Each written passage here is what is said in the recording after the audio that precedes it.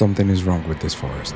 Not the jump scares, not the eyes in the dark. Something older, patient. Why 4 children? Why a deer that only hunts at night? And what was here before we ever were? Tonight, a theory, a thread that knots the broken plane, the missing kids, and a silent cult that never prays out loud. A reason this place never lets you leave. Once you hear it, you won't look at the game the same way ever again.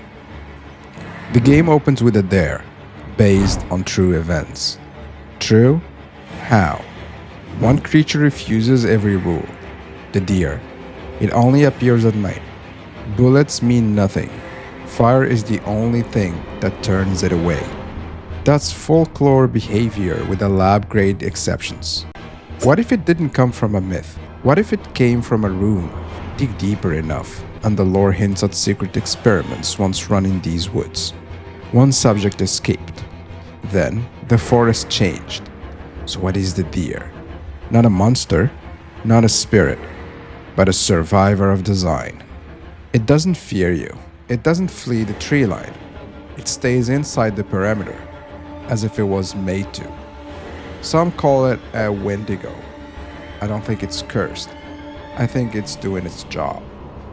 Out there, buried in the map, is the plane. No quest marker, no cutscene.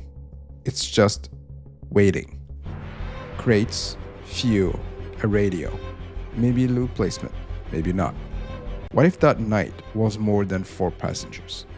A supply run, a cover-up, or something simpler and worse. An attempt to keep the forest sealed.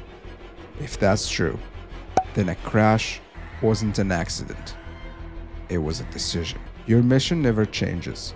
Save 4 missing kids. Not 3, not 5. 4. They're the only survivors of the crash. Their mother didn't make it. The deer found them first. Every rescue shortens the night, like the forest is negotiating. Bring them back, and time moves again. Lose them, and the night lingers. NPCs don't change how time flows. Witnesses do. What did those kids see? Old notes warn, don't hunt here. Bullets don't work. Fire saved me. That's not superstition. That's field testing. Someone ran trials in these trees and left a paper trail of fear. Where would those trials point? A lab players call it a cult base? But look again. Brick walls, security doors. Where are the altars? Where are the sigils? Where are the lies you tell yourself in candlelight? This is not where a cult began. It's where a project ended. If there's rituals now, it's camouflage. The deer chased me all night. I was only saved when the sun came up and it disappeared into the forest. I bet the science lab at the edge of the forest has some answers. Not a temple, a science lab. Edge of the forest, boundary line, containment. Here's the stitch. A laboratory at the edge, experiments on wildfire.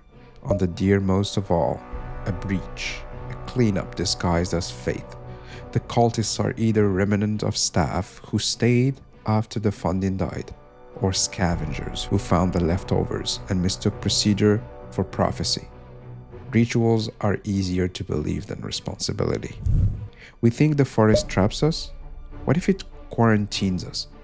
What if the deer's night patrol isn't hunting? It's herding? It keeps you in. It keeps others out. Fire repels it because fire is the last control protocol the lab left behind. The 4 kids are the variable witnesses. Every child you rescue weakens the darkness because truth reduces unknowns. Every child still hidden strengthens it. Save them, and the night shorten. Fail, and the experiment runs forever. A plane falls where it shouldn't. 4 children crawl out of the wreck. A deer that can't be killed waits for night. A stronghold that's really a facility. A ranger who writes lab like a map. This isn't cursed. It's engineered.